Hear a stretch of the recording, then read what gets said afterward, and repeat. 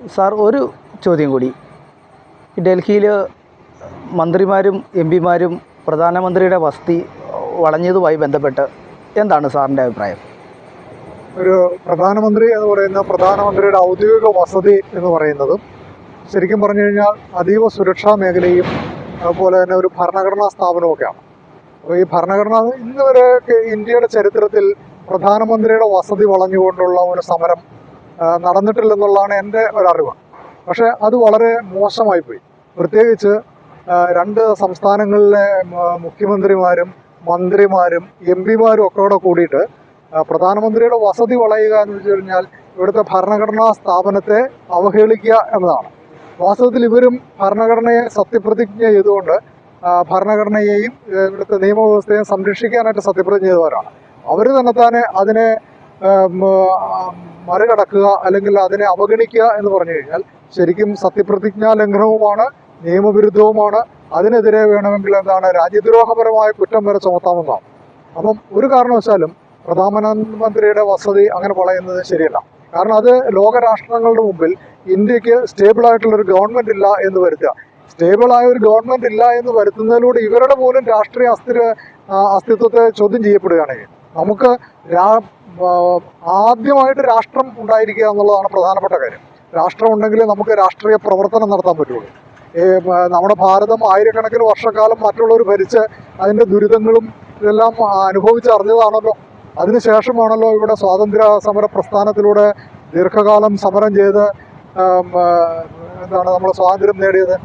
ഇനി സ്വാതന്ത്ര്യ സമരത്തിൽ ഏറ്റവും പ്രധാനപ്പെട്ടതായിട്ട് നിരാഹാര സത്യാഗ്രഹത്തെ എല്ലാവരും വാഴ്ത്തി പാടുന്നുവെങ്കിൽ ഗാന്ധിയും ബ്രിട്ടീഷ് ഗവൺമെൻറ് നമ്മൾ നടത്തിയിട്ടുള്ള ഒരു ഗൂഢാലോചനയുടെ ഫലമാണ് ഈ നിരാഹാര സമരം വലിയ മഹത്വവൽക്കരിച്ചതെന്നാണ് എനിക്ക് തോന്നുന്നത്. പലപ്പോഴും നിരാഹാരം കിടക്കുമ്പോഴേക്കും സമരം കൊടുമ്പിരിക്കൊള്ളുകയും സമരം തീർക്കുകയും ഒക്കെ ചെയ്യുന്ന ഒരു നാടകങ്ങൾ അതിനകത്തുണ്ടായിരുന്നു. ഏതൊരു സമരവും എൻ്റെ ഒരു കാഴ്ചപ്പാട് ഇതാണ്. നമുക്ക് സമരം ചെയ്യാം. സമരം ചെയ്യുമ്പോൾ ആ സമരം വിജയകരമായി തീരണമെങ്കിൽ അവിടെ നിലനിൽക്കുന്ന സർക്കാർ, അത് ഏകാധിപത്യ സർക്കാരായാലും കൊള്ളാം, ജനാധിപത്യ സർക്കാരായാലും കൊള്ളാം, അല്ലാത്തത് മതഭരണം നടക്കുന്നിടത്തായാലും കൊള്ളാം, ഗവൺമെൻറ് സമരത്തോട് അനുഭാവപൂർവമായിട്ടുള്ള ഒരു സമീപനം എടുക്കുമ്പോഴാണ് ജനങ്ങൾ ആവശ്യപ്പെടുന്ന സമരത്തിലെ മുദ്രാവാക്യങ്ങൾ അല്ലെങ്കിൽ സമരത്തിലെ ആവശ്യങ്ങൾ അത് നിയമപരമായി വാല്യുബിളായിട്ട് തീരും. അങ്ങനെ ചെയ്യുമ്പോഴാണ് കൂടുതൽ ജനാധിപത്യം. അങ്ങനെയുള്ള നിരന്തരം നിരവധി നൂറ്റാണ്ടുകളിൽ ആയിരക്കണക്കിന് വർഷങ്ങൾ മനുഷ്യൻ അങ്ങനെ സമരം ചെയ്തതുകൊണ്ടാണ് ഇന്ന് നമ്മൾ എത്തി നിൽക്കുന്ന ഒരു അവകാശ ബോധങ്ങളിലേക്കൊക്കെ മനുഷ്യ സമൂഹം ഡെവലപ്പ് ചെയ്തിട്ടുള്ളത്. അതുകൊണ്ട് എപ്പോഴും നിലവിൽ ആര് ഭരിക്കുന്നു എന്നുള്ളതല്ല, നിലവിൽ ഭരിക്കുന്ന ഭരണകർത്താക്കളിൽ ജനങ്ങളുടെ ആവശ്യങ്ങളെപ്പറ്റി ബോധം ഉണ്ടാക്കുകയും ആ ബോധം ഒരു നിയമപരമായ കീഴ്വഴക്കമായിട്ടും നിയമപരമായിട്ടുള്ള അവകാശമായിട്ടും തീർത്തെടുക്കുക എന്നുള്ളതാണ് ഒരു സമരത്തിൻ്റെ വിജയം. അപ്പോൾ മാത്രമാണ് ഏതൊരു സമരവും വിജയിക്കുകയുള്ളൂ. അതിൻ്റെ ഒത്തിരി ഉദാഹരണമുണ്ട്. ഞാൻ പല ലേഖനങ്ങളിലും അതൊക്കെ പറഞ്ഞിട്ടുമുണ്ട്. ഇപ്പോൾ LTT പോലെ തമിഴ്നാട്ടിലെ ഒരു സമാന്തര സർക്കാർ രൂപീകരിച്ചിരിക്കുന്നവർ പോലും ഔദ്യോഗിക സർക്കാരിനെ ലോകരാഷ്ട്രങ്ങൾ പിന്തുണയ്ക്കുകയും ചെയ്യുന്ന ഒരു സാഹചര്യത്തിൽ അവരെ ബ്ലാങ്ക് പോയിന്റിൽ വെടിവെച്ച് തീർക്കാൻ കഴിഞ്ഞു.